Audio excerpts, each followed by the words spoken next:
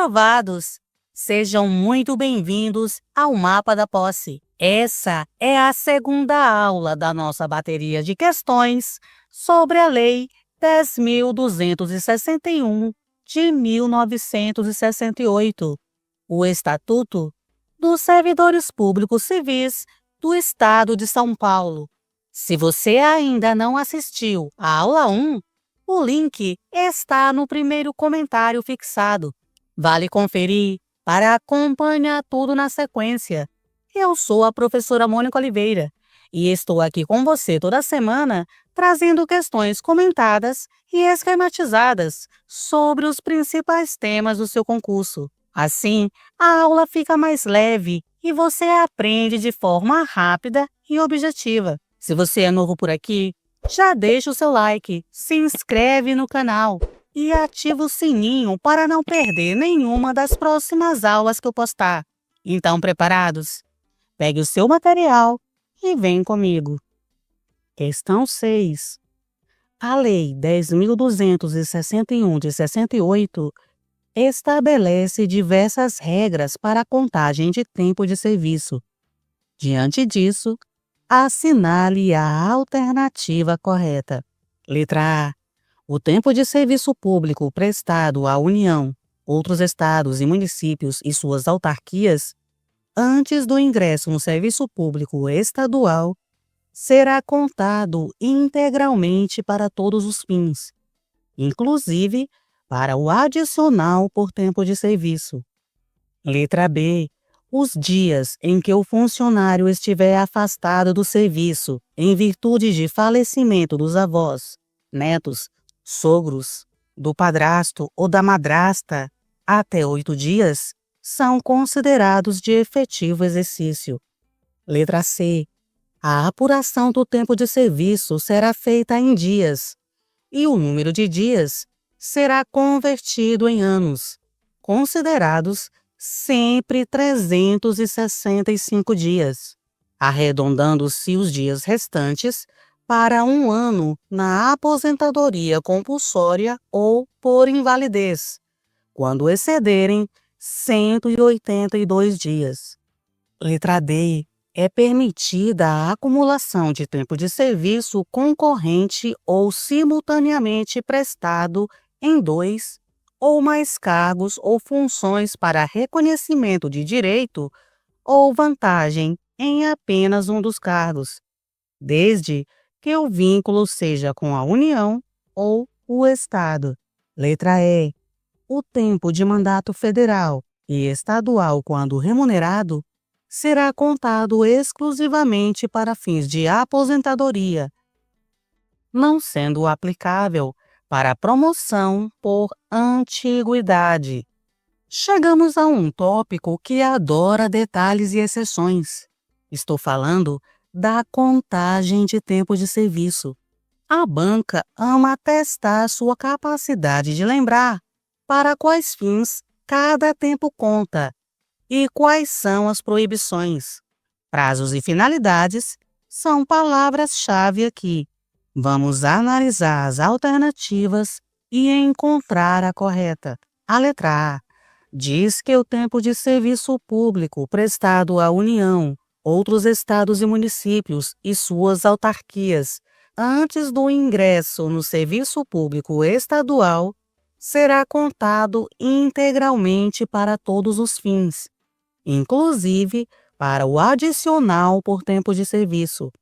O parágrafo único do artigo 76 realmente estabelece que o tempo de serviço público prestado à União, outros estados e municípios e suas autarquias, anteriormente ao ingresso do funcionário no serviço público estadual, será contado integralmente, mas ele especifica para os efeitos de aposentadoria e disponibilidade. A alternativa A generaliza ao dizer para todos os fins, inclusive para o adicional por tempo de serviço, o que não é verdade. Faltou um pedacinho importante aí.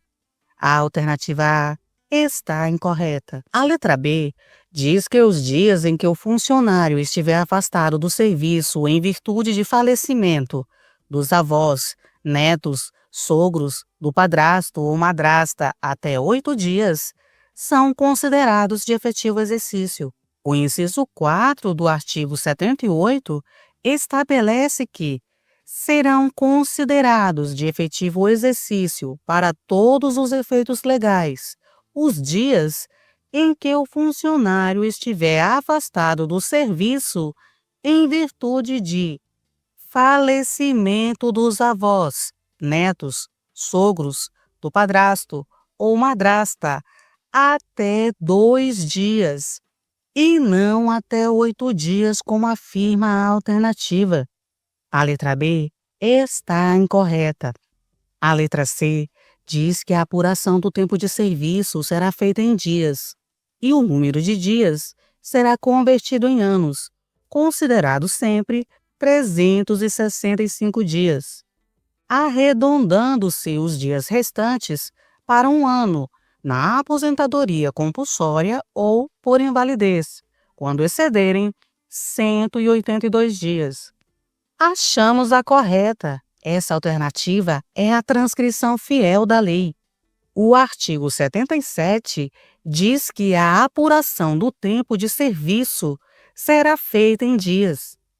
E o parágrafo 2º dá continuidade à informação, ao dizer que o número de dias será convertido em anos, considerados sempre estes como de 365 dias. E a parte do arredondamento está no parágrafo 3º, que diz que, feita a conversão de que trata o parágrafo anterior, os dias restantes até 182 não serão computados, arredondando-se para um ano, na aposentadoria compulsória ou por invalidez, quando excederem esse número. Sem armadilhas aqui, está tudo de acordo com o Estatuto.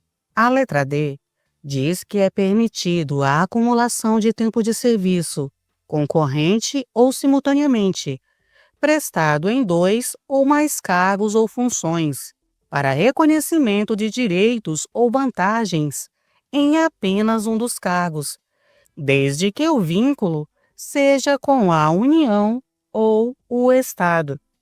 O artigo 84 afirma expressamente que é vedada a acumulação de tempo de serviço concorrente ou simultaneamente prestado em 2 ou mais cargos ou funções à União, Estados, municípios ou autarquias em geral.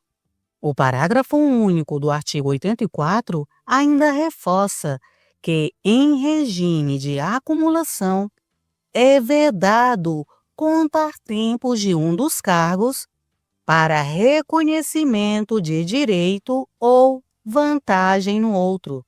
Aqui, a banca tentou inverter a regra, colocando como permitido o que é vedado.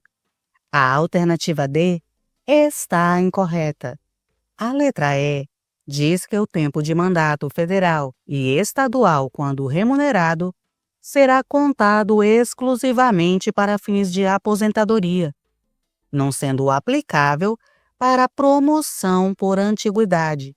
A nossa resposta está no artigo 82, que estabelece que o tempo de mandato federal e estadual, bem como o municipal, quando remunerado, será contado para fins de aposentadoria e de promoção por antiguidade. Como você pode observar, a afirmação de que é exclusivamente para a aposentadoria está errada, já que também serve para a promoção por antiguidade. A alternativa E está incorreta, e o nosso gabarito é a letra C. Questão 7. Sobre a reintegração, conforme a Lei 10.261 de 68, é correto afirmar. Letra A. A reintegração é o reingresso no serviço público, decorrente de ato administrativo de revisão com ressarcimento de prejuízos. Letra B.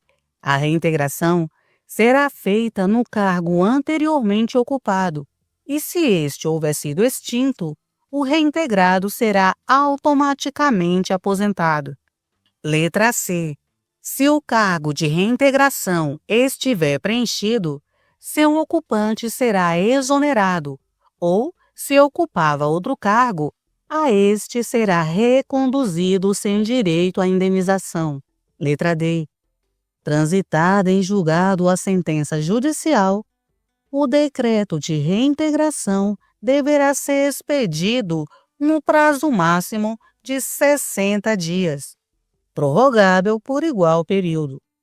Letra E.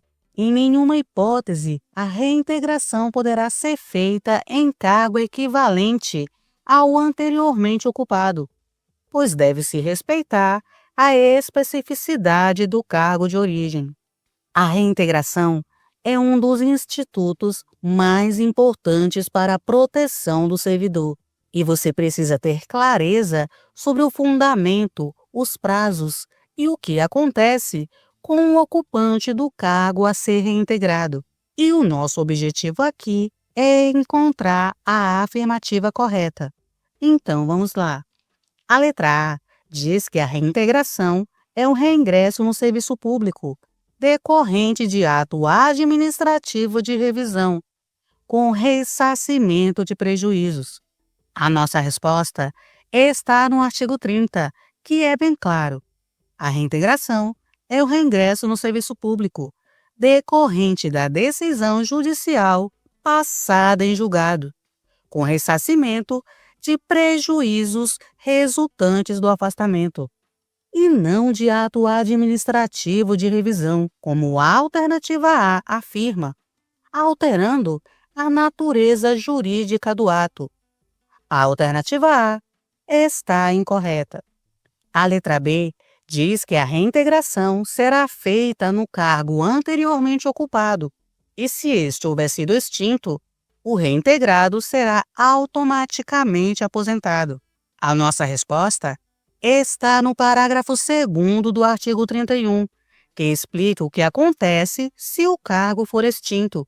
Se o cargo houver sido extinto, a reintegração se fará em cargo equivalente, respeitada a habilitação profissional, ou, não sendo possível, ficará o reintegrado em disponibilidade no cargo em que exercia. Não há menção de que ele será automaticamente aposentado nesse caso, como você pode observar. A alternativa B está incorreta.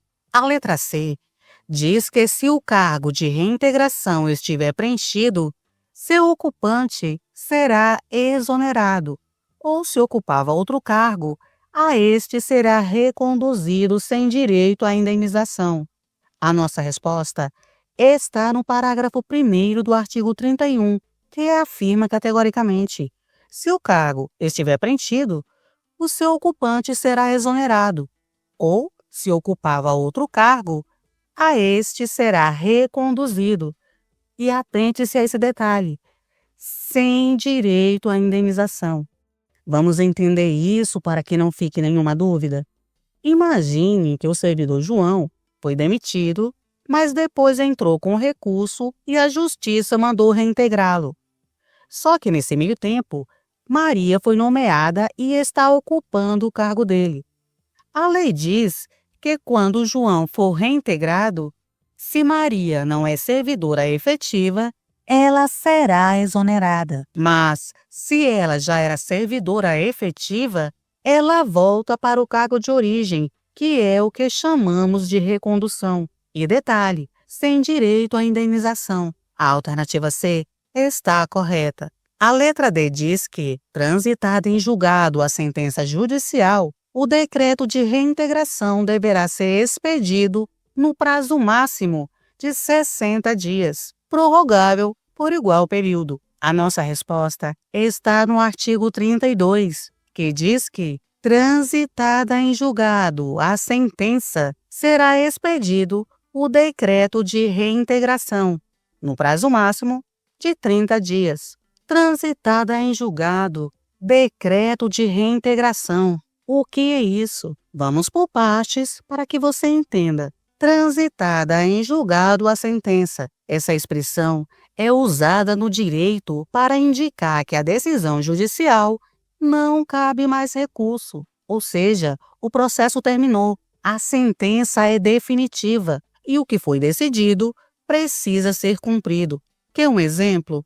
Um servidor foi demitido injustamente e entrou na justiça pedindo a reintegração. Depois de todo o processo, sentença, recursos, apelações, chega um momento em que a decisão se torna final. Nesse instante, dizemos que transitou em julgado. Entendi.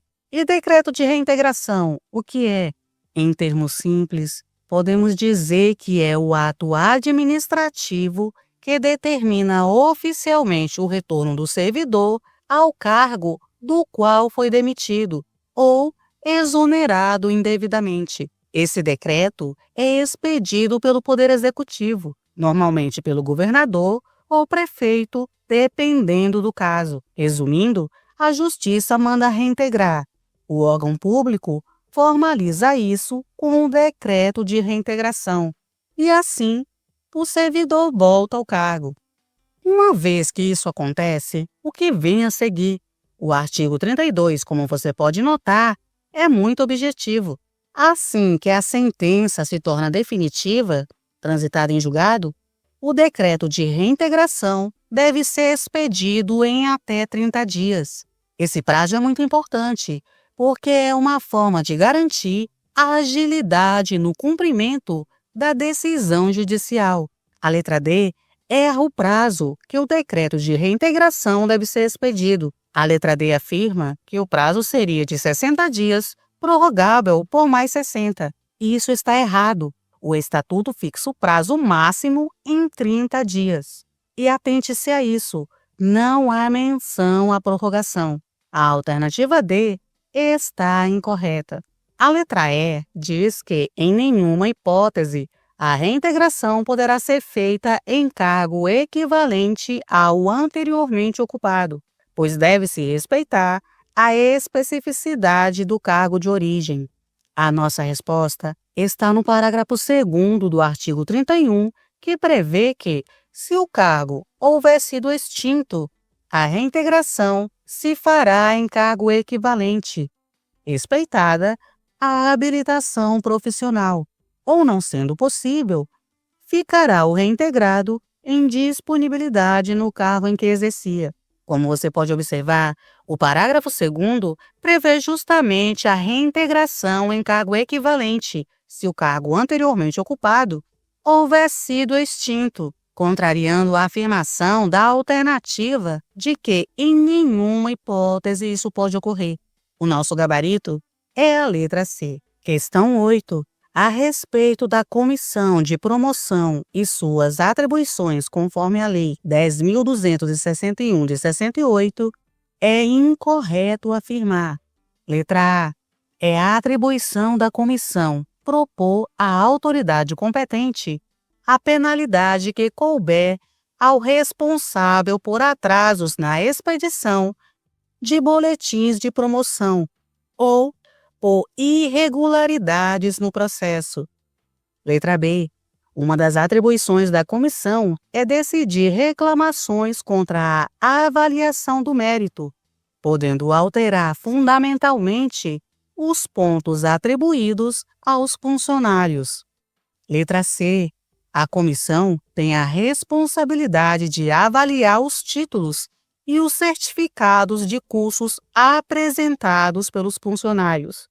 Letra D. A comissão de promoção é eleita para presidir o processo de avaliação do mérito em cada Secretaria de Estado. Letra E. A comissão de promoção tem como atribuição dar conhecimento aos interessados, mediante a fixação na repartição das alterações de pontos e dos pontos atribuídos pelos títulos e certificados. Essa questão nos leva para dentro das regras sobre a comissão de promoção. um órgão superimportante para o crescimento na carreira dos servidores. A banca pode tentar confundir as atribuições da comissão ou alterar o escopo de suas responsabilidades. Fiquem atentos, porque estamos procurando a afirmativa incorreta.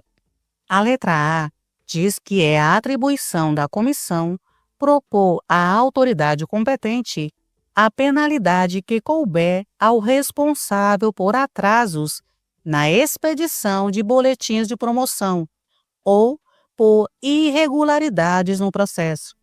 A nossa resposta está no inciso 4 do artigo 105, que diz que haverá em cada Secretaria de Estado uma comissão de promoção que terá as seguintes atribuições: propor à autoridade competente a penalidade que couber ao responsável pelo atraso na expedição e remessa do boletim de promoção, pela falta de qualquer informação ou de elementos solicitados, pelos fatos de que decorram irregularidades ou parcialidade no processamento das promoções. Vamos destrinchar esse inciso para que não fique dúvidas? Primeiro, o que é uma comissão de promoção?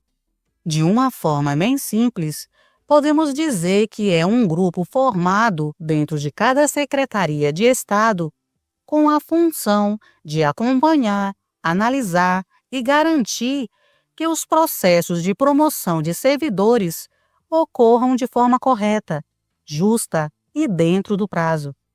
Essa comissão atua como um órgão fiscalizador interno, zelando pela legalidade e transparência dos processos administrativos relacionados às promoções de carreira. Em resumo, ele cuida para que ninguém seja prejudicado ou beneficiado indevidamente em um processo de promoção. Segundo, o inciso 4 trata de uma função corretiva da comissão de promoção.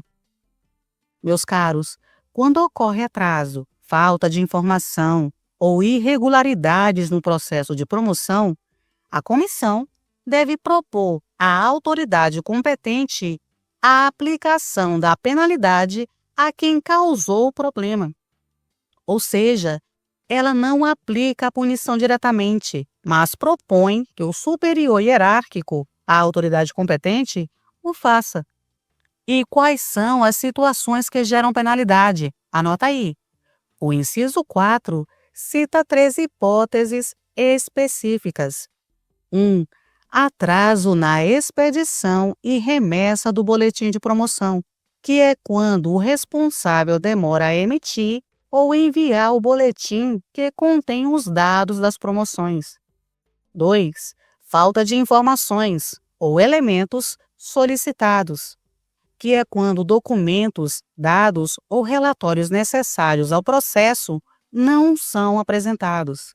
3. Fatos que causem irregularidade ou parcialidade no processamento, que é quando a manipulação e o proposital ou favorecimento indevido em alguma etapa do processo. Em qualquer uma dessas situações, a comissão deve agir para que o responsável seja responsabilizado. A letra A afirma que é a atribuição da comissão propor à autoridade competente a penalidade que couber ao responsável por atrasos na expedição de boletins de promoção ou por irregularidades no processamento. Ela menciona exatamente 2 das condutas previstas no inciso 4: o atraso na expedição do boletim de promoção e as irregularidades no processamento. A alternativa A está correta. A letra B diz que uma das atribuições da comissão é decidir reclamações contra a avaliação do mérito, podendo alterar fundamentalmente os pontos atribuídos aos funcionários. A nossa resposta está no inciso 2 do artigo 105, que diz que haverá em cada Secretaria de Estado uma comissão de promoção que terá as seguintes atribuições: decidir as reclamações contra a avaliação do mérito, podendo alterar fundamentalmente os pontos atribuídos ao reclamante ou a outros funcionários. Sobre esse inciso, quero que você saiba que a avaliação de mérito é o processo que analisa o desempenho do servidor público, ou seja, como ele trabalha, sua produtividade, conduta, frequência, eficiência. É essa avaliação que serve de base para promoções por merecimento, que são aquelas em que o servidor sobe de nível na carreira por demonstrar bom desempenho. É uma forma de premiar o servidor que se destaca no serviço público. O inciso 2, como você pode notar, afirma que a comissão de promoção tem o poder de decidir as reclamações contra a avaliação do mérito. Ou seja, se um servidor achar que foi avaliado de forma injusta, ele pode apresentar uma reclamação. A comissão vai analisar o caso, verificar se houve erro, injustiça ou parcialidade. E, se for o caso, pode alterar a pontuação atribuída, inclusive do reclamante ou de outros servidores envolvidos na mesma avaliação. Isso é importante porque mostra que a comissão não se limita a revisar apenas o pedido do reclamante, mas garante que toda a avaliação seja justa e equilibrada. Entendi. E o que significa podendo alterar fundamentalmente os pontos atribuídos? Essa expressão quer dizer que a comissão tem autonomia para mudar a nota ou pontuação atribuída, se identificar erro ou injustiça. E essa alteração pode mudar o resultado final da promoção.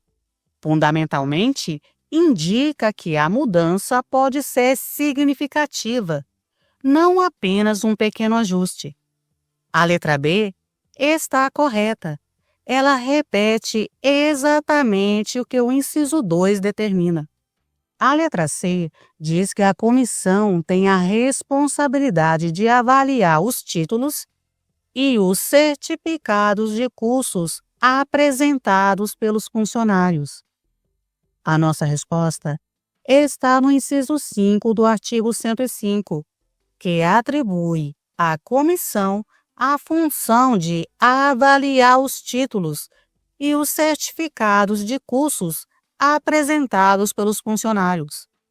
Essa é uma parte bem importante da aferição do merecimento. A alternativa C também está correta. A letra D diz que a comissão de promoção é eleita para presidir o processo de avaliação do mérito em cada Secretaria de Estado.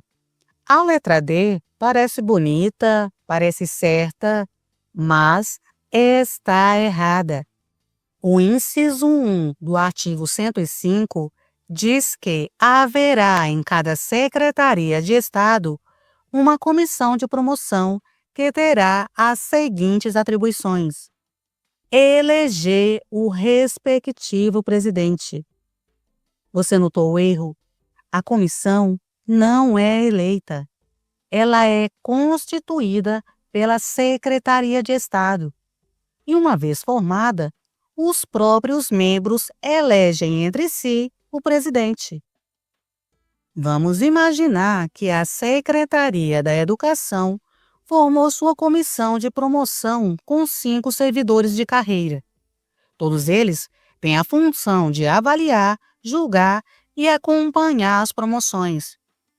Mas antes de começar os trabalhos, o grupo faz uma votação interna para escolher quem vai ser o presidente da comissão, ou seja, aquele que vai conduzir as reuniões, assinar as atas e representar o colegiado. Pronto, isso é o que o inciso 1 determina. A eleição do presidente entre os próprios membros.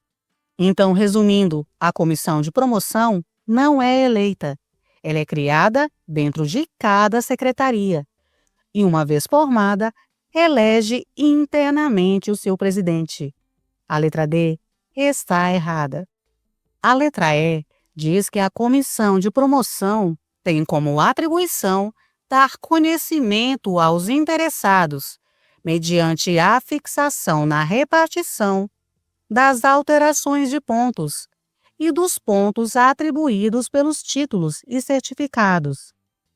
A nossa resposta está no inciso 6 do artigo 105, que diz que a comissão de promoção terá a seguinte atribuição: dar conhecimento aos interessados mediante a fixação na repartição 1. Das alterações de pontos feitos nos boletins de promoção. 2. Dos pontos atribuídos pelos títulos e certificados de cursos. Significa informar oficialmente aos servidores sobre os resultados ou alterações que envolvem a sua pontuação na promoção. Em outras palavras, a comissão tem o dever de tornar público o que foi decidido, principalmente os pontos obtidos ou alterados. Como isso é feito? O texto diz claramente: mediante a fixação na repartição. Isso quer dizer que as informações devem ser divulgadas dentro da própria repartição, geralmente em mural ou local acessível aos servidores, para que todos possam tomar conhecimento. Assim, evita-se qualquer tipo de ocultação de informação, privilégio ou dúvida quanto à lisura do processo. Quais informações devem ser divulgadas? Observe aí o mapa mental. O inciso 6 traz duas situações específicas que a comissão deve divulgar. 1. As alterações de pontos feitas nos boletins de promoção, ou seja, qualquer mudança na pontuação que já havia sido lançada deve ser tornada pública. 2. Os pontos atribuídos pelos títulos e certificados de cursos, isto é, a pontuação dada a cada servidor pelos cursos que comprovou, capacitação, especialização, dentre outros. Em resumo, tudo que influencia o resultado da promoção precisa ser transparente. Quer um exemplo prático? Imagine que o servidor João enviou um certificado de curso de aperfeiçoamento e recebeu 3 pontos por ele. Depois, a comissão percebeu que o curso não se encaixava no critério e reduziu a pontuação para 2 pontos. O que ela deve fazer? Ela deve divulgar essa alteração publicamente no mural da repartição, informando a todos os interessados, inclusive o João, que houve mudança na pontuação. Assim, João e qualquer outro servidor podem acompanhar a transparência do processo. A letra E está correta. E o nosso gabarito é a letra D. Questão 9. Conforme as regras de promoção estipuladas pela Lei 10.261 de 68, marque a opção correta. Letra A. A promoção é a passagem do funcionário de um grau a outro da mesma classe, processando-se exclusivamente pelo critério de merecimento, com apuração em pontos positivos e negativos. Letra B. O funcionário que estiver em exercício de mandato eletivo federal ou estadual ou de mandato de prefeito poderá ser promovido por merecimento, desde que não tenha sofrido penalidade nos 2 anos anteriores. Letra C. Para promoção por merecimento, é indispensável que o funcionário obtenha número de pontos não inferior à metade do máximo atribuível. E os pontos positivos se referem à eficiência e ao aperfeiçoamento funcional. Letra D. As promoções serão realizadas anualmente, em datas a serem definidas por regulamento específico. E os direitos e vantagens que delas decorrem serão contados a partir do primeiro dia do ano de sua publicação. Letra E.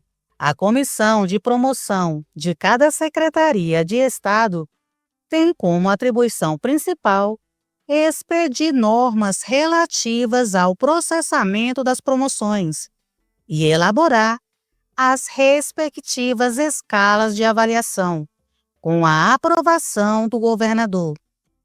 O capítulo sobre promoção é denso e cheio de regras específicas, prazos e exceções, o que o torna um terreno fértil para questões complexas. A banca gosta de verificar se o candidato sabe quais são os critérios de promoção, as condições para cada um e as atribuições dos órgãos envolvidos. Preste atenção aos detalhes de periodicidade e de quem faz o quê, combinado? A letra A diz que a promoção é a passagem do funcionário de um grau a outro da mesma classe, processando-se exclusivamente pelo critério de merecimento, com apuração em pontos positivos e negativos. A nossa resposta está no artigo 87, que define a promoção como sendo a passagem do funcionário de um grau a outro da mesma classe, e se processará obedecidos alternadamente os critérios de merecimento e de antiguidade, na forma que dispuser o regulamento. Como você pode notar, a promoção é uma forma de progressão na carreira. Ela ocorre quando o servidor sobe um grau dentro da mesma classe, ou seja, avança um degrau na sua carreira, mas permanece no mesmo cargo.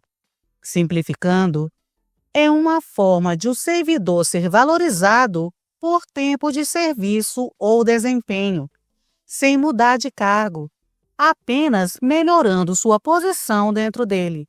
Por exemplo, se a carreira tem os graus A, B, C e D dentro da mesma classe, o servidor que está no grau B e é promovido vai para o grau C. E o que são os critérios de promoção? O artigo diz que a promoção se processará obedecidos alternadamente os critérios de merecimento e de antiguidade. Isso significa que existem duas formas de promoção. Primeiro, por merecimento, que é baseada no desempenho e produtividade do servidor. Segundo, por antiguidade, que é baseada no tempo de serviço na carreira. E o termo alternadamente quer dizer que as promoções não serão sempre por merecimento ou sempre por antiguidade. Elas se alternam, ora por mérito, ora por tempo. A letra A está incorreta. O artigo 87 determina que a promoção ocorre de forma alternada entre merecimento e antiguidade, e não apenas por mérito.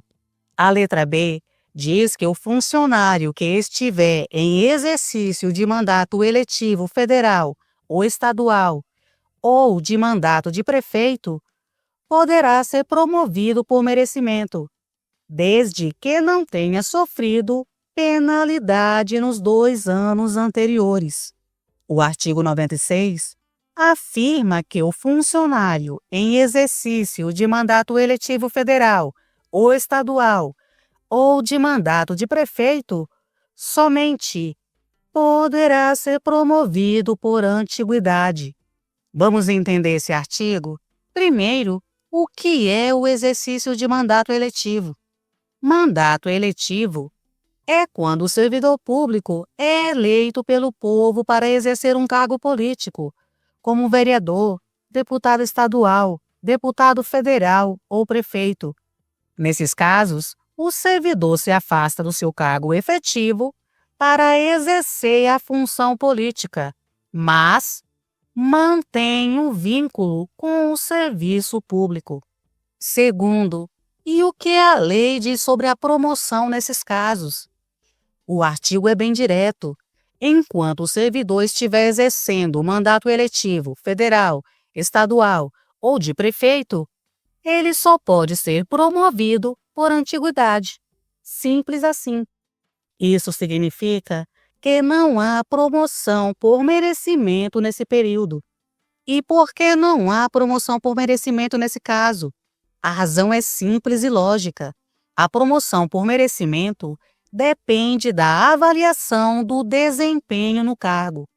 Mas enquanto o servidor está afastado exercendo o mandato político, ele não está desempenhando suas funções no serviço público. Logo, não há como avaliar o seu mérito. Por isso, durante o exercício do mandato, a única forma de promoção possível é por antiguidade, já que o tempo continua correndo normalmente. E essa parte, desde que não tenha sofrido penalidade nos 2 anos anteriores. Essa parte está no artigo 97, que diz que não serão promovidos por merecimento, ainda que classificados dentro dos limites estabelecidos no regulamento, os funcionários que tiverem sofrido qualquer penalidade nos 2 anos anteriores à data de vigência da promoção. O artigo 97 trata de outra situação: o servidor que cometeu alguma infração disciplinar e foi penalizado. Aqui, o servidor está em exercício, mas teve conduta negativa recente.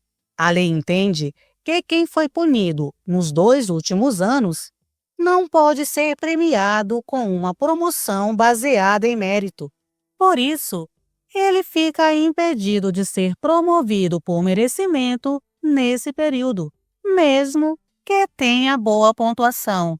Trocando em miúdos, o artigo 96 impede a promoção por merecimento porque o servidor está afastado do cargo.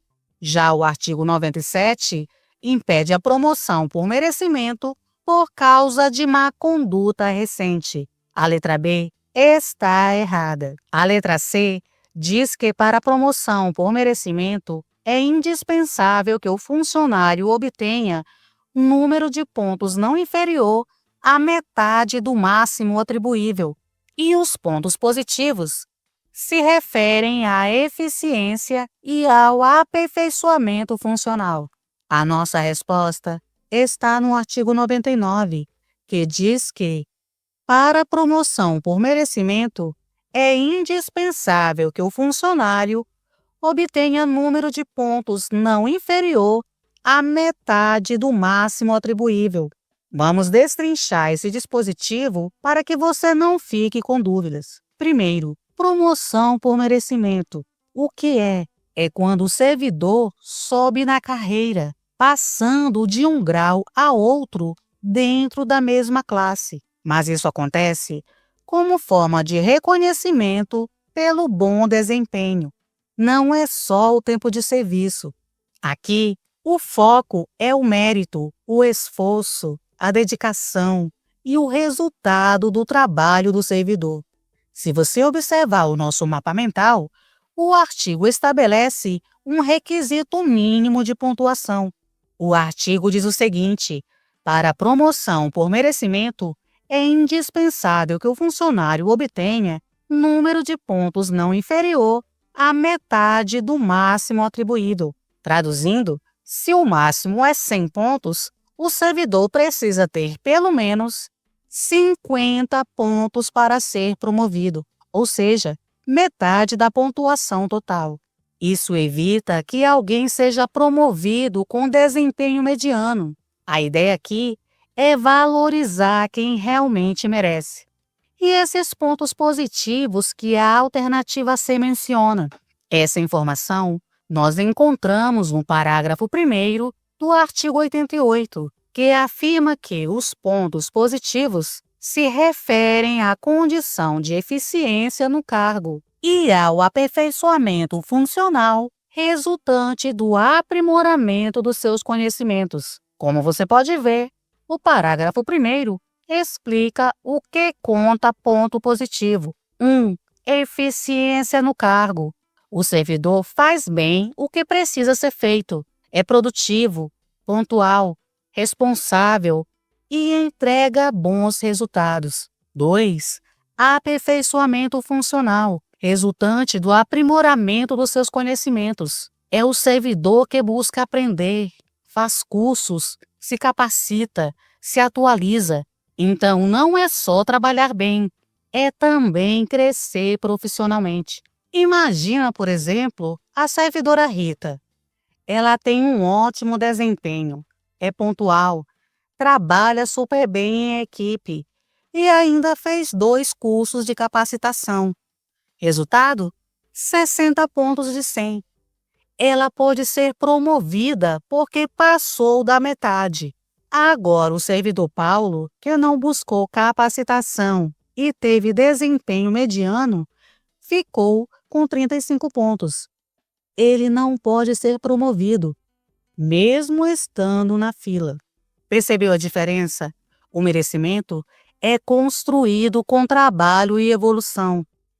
Ambas as afirmações da letra C estão em total conformidade com o Estatuto, mostrando o que é preciso para ser promovido por merecimento. A letra C está correta. A letra D diz que as promoções serão realizadas anualmente, em datas a serem definidas por regulamento específico, e os direitos e vantagens que delas decorrerem serão contados a partir do primeiro dia do ano de sua publicação. A alternativa D está incorreta. O artigo 91 determina que as promoções serão feitas em junho e dezembro de cada ano, dentro de limites percentuais a serem estabelecidos em regulamento, e corresponderão às condições existentes até o último dia do semestre imediatamente anterior. Como você pode ver, o artigo 91 é claríssimo. As promoções serão feitas em junho e dezembro de cada ano, não anualmente em datas a serem definidas como a alternativa sugere.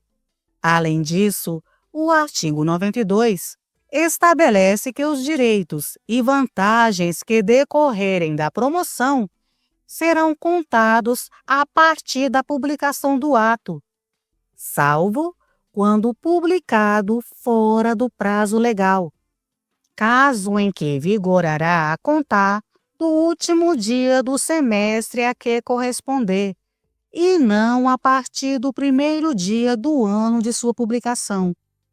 Tomem cuidado com os detalhes de prazos. A letra E diz que a comissão de promoção de cada Secretaria de Estado tem como atribuição principal expedir normas relativas ao processamento das promoções e elaborar as respectivas escalas de avaliação, com a aprovação do governador. A nossa resposta está no artigo 105, que lista as atribuições da comissão de promoção. Já abordamos quase todas ao longo da nossa aula. Vamos recapitular para que você memorize cada uma delas. Anota aí.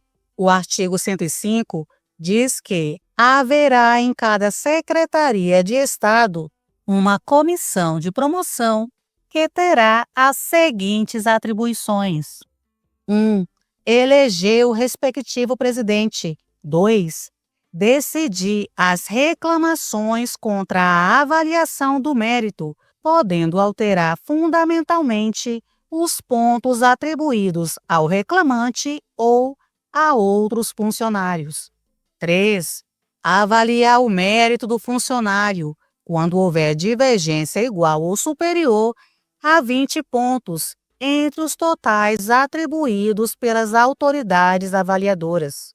4.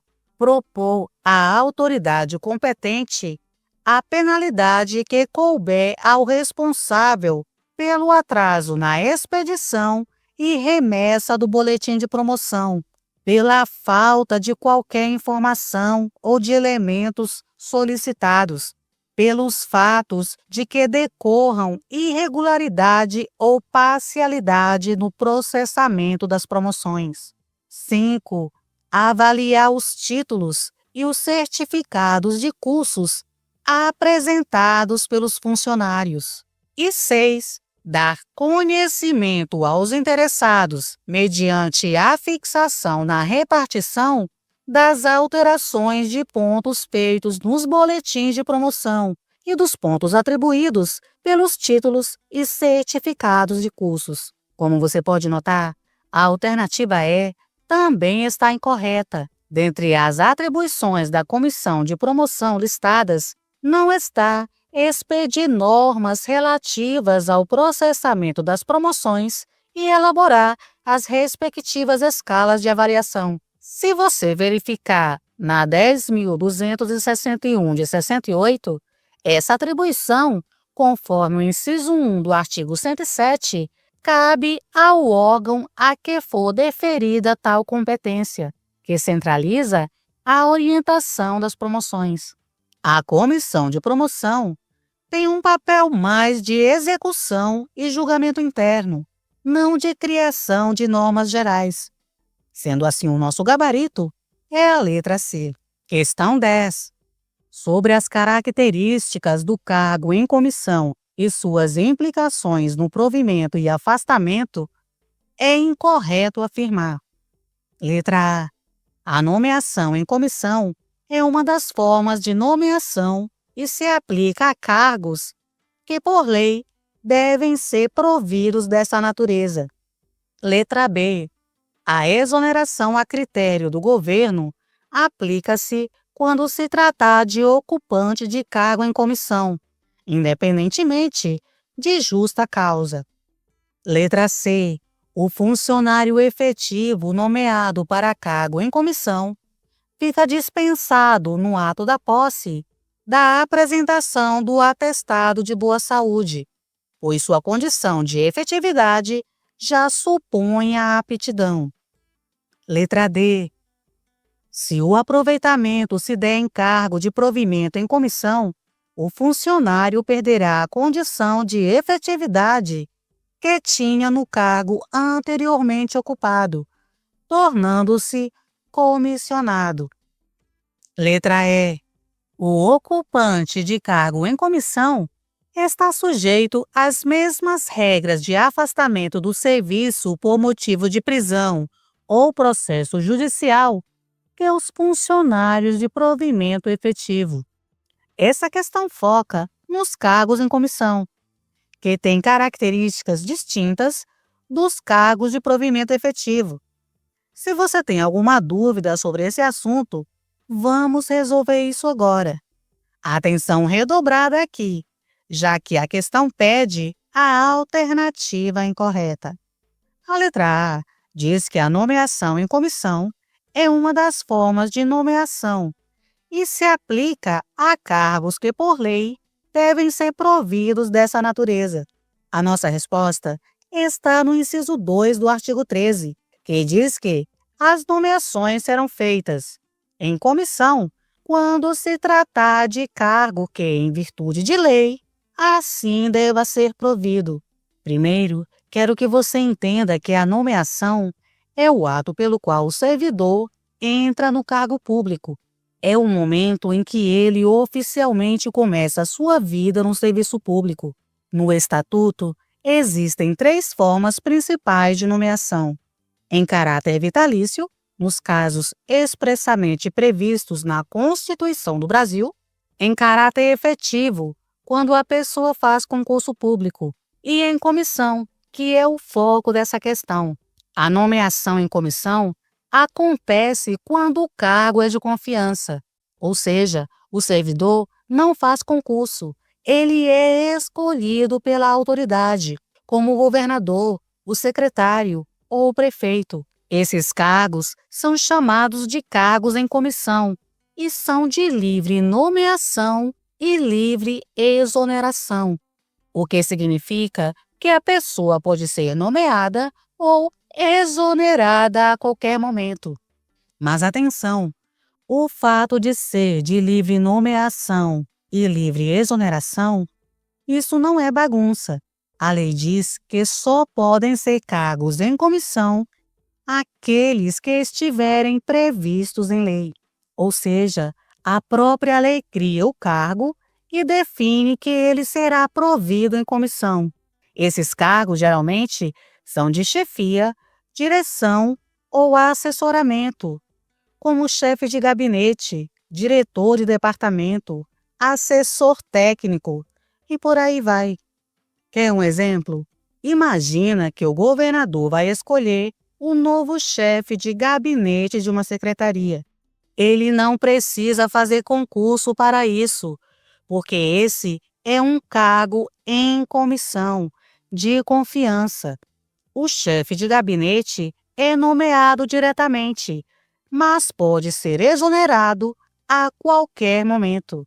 É exatamente o tipo de cargo previsto no inciso 2 do artigo 13. A letra A está perfeita. Diz que é uma forma de nomeação, o que é verdade, e diz que se aplica a cargos definidos em lei, o que também é verdade. A letra A está correta. A letra B diz que a exoneração a critério do governo aplica-se quando se tratar de ocupante de cargo em comissão, independentemente de justa causa. A nossa resposta está no item 2 do parágrafo 1º do artigo 86, que diz que dá-se-á a exoneração a critério do governo quando se tratar de ocupante de cargo em comissão. Primeiro, eu quero que você não esqueça disso aqui. Exoneração não é punição. Ela é só o desligamento do servidor do cargo, sem caráter disciplinar. Ou seja, ninguém está sendo demitido porque fez algo errado. A pessoa apenas deixa o cargo e ponto. A 10.261 fala que a exoneração pode acontecer de duas formas: a pedido do próprio servidor ou a critério do governo, que é o caso que iremos destrinchar agora. Essa modalidade, a critério do governo, vale somente para os cargos em comissão, ou seja, os cargos de confiança. Aquelas funções de chefia, direção ou assessoramento. Essas pessoas não fazem concurso para esse cargo. Elas são escolhidas pela autoridade e, por isso, podem ser exoneradas a qualquer momento. E por que não precisa de justa causa? Porque esse tipo de cargo é de livre nomeação e livre exoneração. Ou seja, o governo tem liberdade para escolher quem quer nomear e quando quer trocar. Então, se o secretário quiser mudar o chefe de gabinete amanhã, ele pode, não precisa justificar. Não precisa abrir processo, não precisa provar nada. É uma decisão administrativa e a lei permite isso. Então, anota aí para não esquecer. Exoneração a critério do governo é igual a cargo em comissão. Não precisa de justa causa. É um ato discricionário da administração pública. A letra B repete exatamente o que está na lei. A letra B está correta. A letra C diz que o funcionário efetivo nomeado para cargo em comissão fica dispensado no ato da posse da apresentação do atestado de boa saúde, pois sua condição de efetividade já supõe a aptidão. A nossa resposta está no artigo 55, que diz que o funcionário efetivo nomeado para cargo em comissão fica dispensado no ato da posse da apresentação do atestado de que trata o inciso 6 do artigo 47 desta lei. E o que diz o inciso 6 do artigo 47? Esse inciso diz que são requisitos para a posse em cargo público gozar de boa saúde, comprovada em inspeção realizada por órgão médico oficial do Estado para provimento de cargo efetivo, ou mediante apresentação de atestado de saúde ocupacional expedido por médico registrado no Conselho Regional correspondente para provimento de cargo em comissão. Vamos entender o contexto dessa regra? Caríssimos, quando alguém vai assumir um cargo público, a lei exige que a pessoa comprove estar em boa saúde. É o famoso atestado médico para posse. Essa exigência existe para garantir que o servidor tenha condições físicas e mentais de exercer suas funções no cargo. Mas, como você pode observar, o artigo 55 traz uma exceção importante a essa regra. Se o servidor já é efetivo, ou seja, já passou em concurso público e já apresentou o atestado quando tomou posse no cargo efetivo, ele não precisa apresentar outro atestado de boa saúde se for nomeado para um cargo em comissão. Ou seja, o fato de ele já ser servidor efetivo significa que o Estado já reconheceu a sua aptidão física e mental. Por isso, dispensa-se essa nova formalidade. Então, exigir novamente o mesmo documento seria burocracia desnecessária. A lógica é simples. Se ele já foi considerado apto e continua em exercício, não há razão para nova comprovação só porque mudou de função dentro do mesmo órgão. Agora, cuidado! Se o cargo em comissão for destinado a uma pessoa de fora do serviço público, ou seja, alguém não efetivo, aí sim será obrigatória a apresentação do atestado de saúde ocupacional, como determina o inciso 6 do artigo 47. Resumindo, servidor efetivo fica dispensado do atestado, conforme o artigo 55. Pessoa sem vínculo é obrigado a apresentar atestado, conforme o inciso 6 do artigo 47. Sendo assim, a alternativa C também está correta. A letra D diz que se o aproveitamento se der em cargo de provimento em comissão, o funcionário perderá a condição de efetividade que tinha no cargo anteriormente ocupado, tornando-se comissionado. A nossa resposta está no parágrafo 7º do artigo 38, que diz que, se o aproveitamento se der em cargo de provimento em comissão, terá o aproveitado assegurado no novo cargo a condição de efetividade que tinha no cargo anteriormente ocupado. O que é aproveitamento? Você sabe? O aproveitamento é uma forma de reingresso ao serviço público.